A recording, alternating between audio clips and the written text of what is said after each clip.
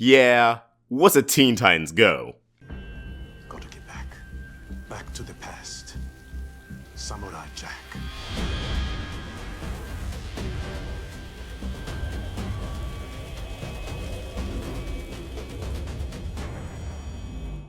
Samurai Jack, episode 53. And what's the real name for this episode? Because the guide is listing it as the Roman numerals, when in reality all these episode titles have actual names. Like if you look on Hulu for the show, it'll give you the Roman numeral titles for the episodes, but in reality, it's called like Jack and the Something or Something Jack. Like Jack's usually in the title, but not that important. What is important though is the theme song. A lot of people are wondering, is that little montage of Jack saying that Aku destroyed everything and it's been this many years? Is that the new theme song? Is that the new intro? No. Gendy already stated that the original theme song will return, but it's going to have updated visuals since, now the show's in HD. They're not going to use the standard definition intro.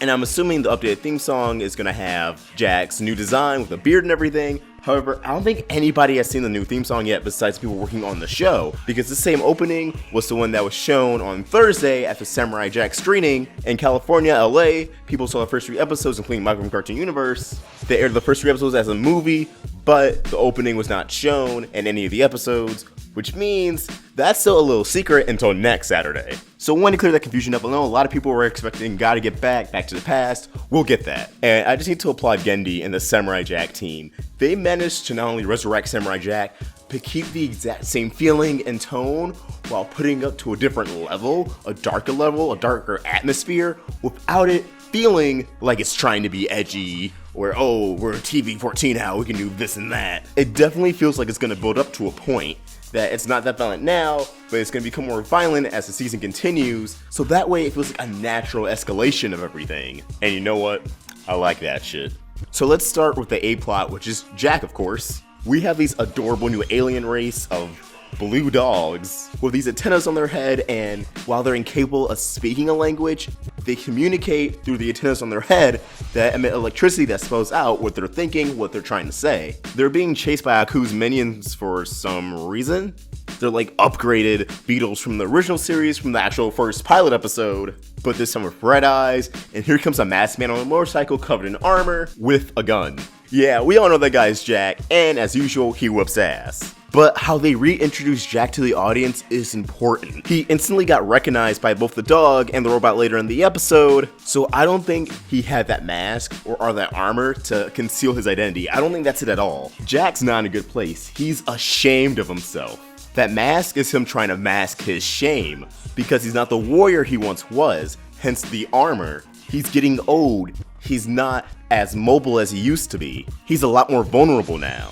He needs that armor so he can endure in battle. He's no longer the robe-wearing Jack that we grew up with for 52 episodes. And now he's having these visions of his mother, his father, the corpses of his village, his kingdom. He's freaking out over it. And I don't believe this is a recent thing. I believe he's been dealing with this for a while. He's been having these hallucinations. As was said in this episode, and was said in the official press release for the series, Aku has destroyed every time portal. Jack has always been optimistic throughout the entire series. He always held on to hope that he can defeat Aku and go back home, because there were always multiple ways home.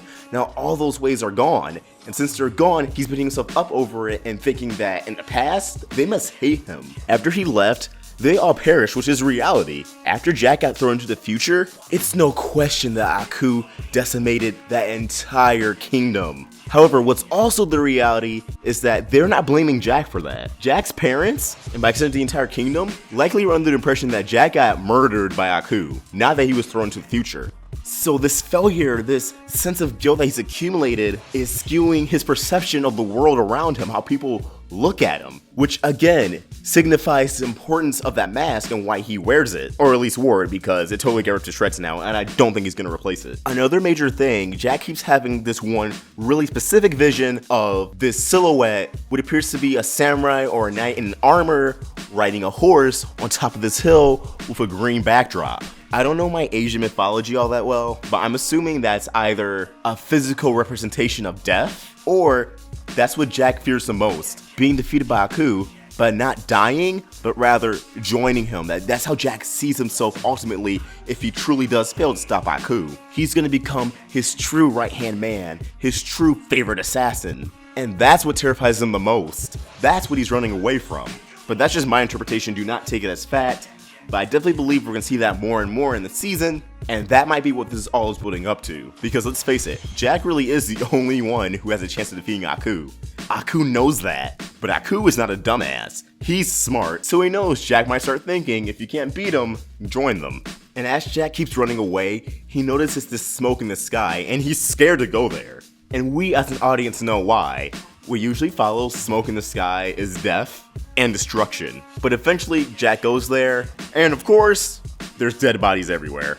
And true to form, we have our villain of the week, and the Rogue Gallery of Samurai Jack has always been great, and this is no exception. We have this Sammy Davis Jr. like robot awaiting Jack. He's like, I destroyed this village days ago, dude, where you been?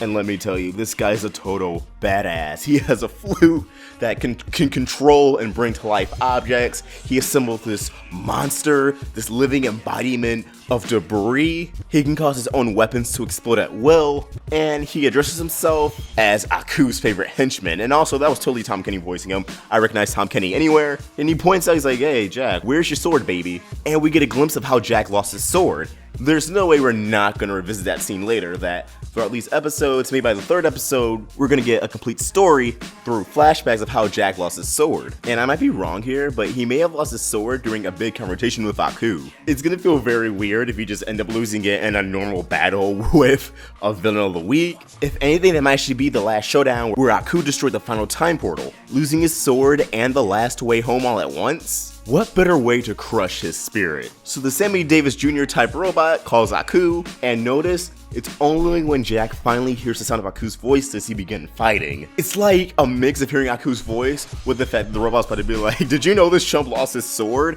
Is what sent Jack off the deep end. Not only does when you hear Aku's voice, the reason why he's stuck in the future in the first place, moments away from hearing Aku rub in Jack's face that he lost his sword, that's when shit gets real. And Papa bless, we have an amazing action sequence. Better than the one this episode opened up with, and it felt just like the good old days, yet somehow better. 13 years since the last episode, and it was perfect. They nailed it. But keep in mind that Jack sliced and diced through this thing like it was nothing. Once he got a hand on the weapon closest to his sword, that's important. They chose to bring back another robot antagonist as the really first big bad Jack goes up against the season for a reason. What reason? Allow me to segue into the B-plot of this episode. There's a cult that worships Aku called the Daughters of Aku. And I know it was kind of unclear the passage of time in this episode, as one of the daughters gives birth to 7 more daughters that are meant to be the ones to succeed in killing the samurai. That's their entire purpose in life. But how we keep cutting back and forth between Jack and them, and each time we come back to them, they're just a little bit older. It's like, did they just rapidly age all at once? Were they like born yesterday and now they're adults? No. Cutting back and forth allows us to get different glimpses of their life and different glimpses of their training.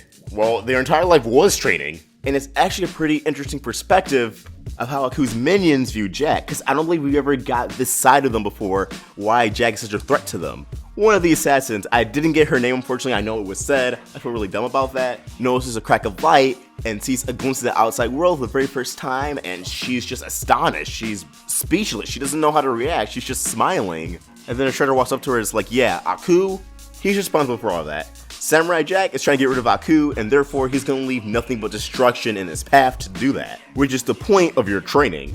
And honestly, I get it. That's honestly a really good perspective of how to portray Jack to the villains, by not actually making them villains. Are they twisted? Definitely.